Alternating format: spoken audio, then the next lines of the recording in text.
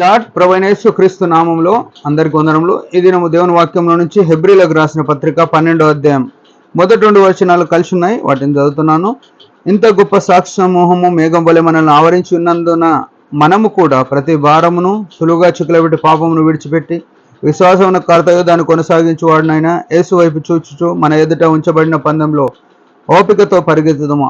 ఆయన తన ఎదుట ఉంచబడిన ఆనందం కొరకు అవమానం నిర్లక్ష్యపెట్టి సిలువను సహించి దేవుని సింహాసనం యొక్క కుడి పార్శ్వమున ఆసీనుడై ఉన్నాడు. ప్రభునందు ప్రియమైన వాళ్ళారా, ఈ వాక్య భాగం చాలా పెద్దగా ఉంది. ఇందులో మనము గమనించవలసిన విషయం, ధ్యానించవలసిన విషయం ఏంటంటే, మనము కూడా మొదటి 2వ వచనంలో 2వ లైన్లో చదువుతున్నాను. మనము కూడా ప్రతి భారమును సులువుగా చిక్కులబెట్టు పాపమును విడిచిపెట్టి అని మాట్లాడుతున్నాం. ఇక్కడ గమనించవలసిన విషయం ఏంటంటే, సులువుగా చిక్కులబెట్టే పాపము అని చెప్తున్నాడు. అంటే అసలు మనకు అర్థం కాదు ఈ మాట.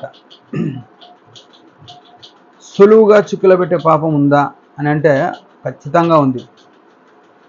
మనం చిన్న చిన్న విషయాలు సంఘంలో, కుటుంబంలో, విశ్వాస జీవితంలో వాటిని ఏంటంటే తెలిసినప్పటికీ కొన్ని ఏం చేస్తామంటే పర్లేదులే అని అనుకుంటాం, పర్వాలేదులే అనుకుంటాం. ఆ పర్వాలేదులే అనేది నీ పరువు తీసేది. పర్వాలేదులే అనేది నీ పతనానికి కారణం అని గుర్తుపెట్టుకోవాలి. నీ అని చెప్తే నీ ఒక్కని గురించే కాదు, నా గురించి కూడా.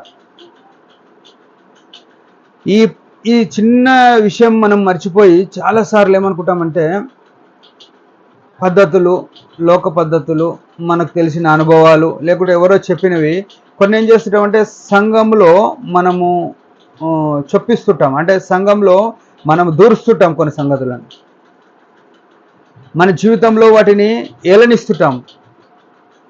లోక సంబంధమైన పద్ధతులు అవి మనకు ఎంత ఉరిగా ఉంటాయంటే అవి చెప్పుకోవడానికి బాగలేదు, అంత ఉరిగా ఉంటాయి.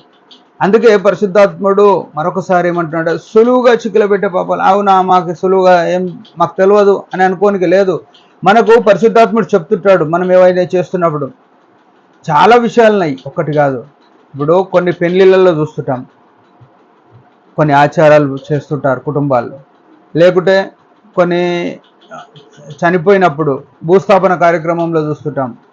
ఇంకా కొన్ని చూస్తే ఎవరి ఇంట్లన్నా చిన్న చిన్న ఫంక్షన్లు, చిన్నపిల్లలు పుడితే వారి యొక్క అవేమి కృతజ్ఞత కూడిక అని వాటి విషయాల్లో, ఇట్లా చిన్న చిన్న విషయాలను బైబిల్ చేయని కార్యక్రమాలు మనం చేస్తుంటాం.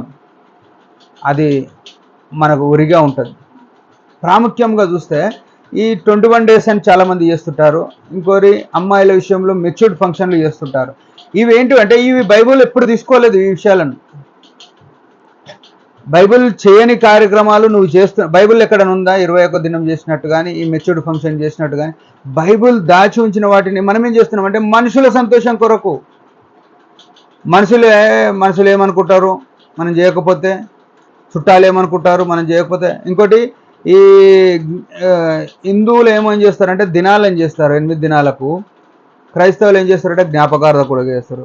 సరే, నీతిమంతుని జ్ఞాపకం చేసుకుంటా ఆశీర్వాదకరమైన బైబిల్ చెప్తున్నప్పటికీ అది మనం ఏం చేస్తున్నాము, జ్ఞాపకార్థకుడికి చేస్తే తప్పేం లేదు.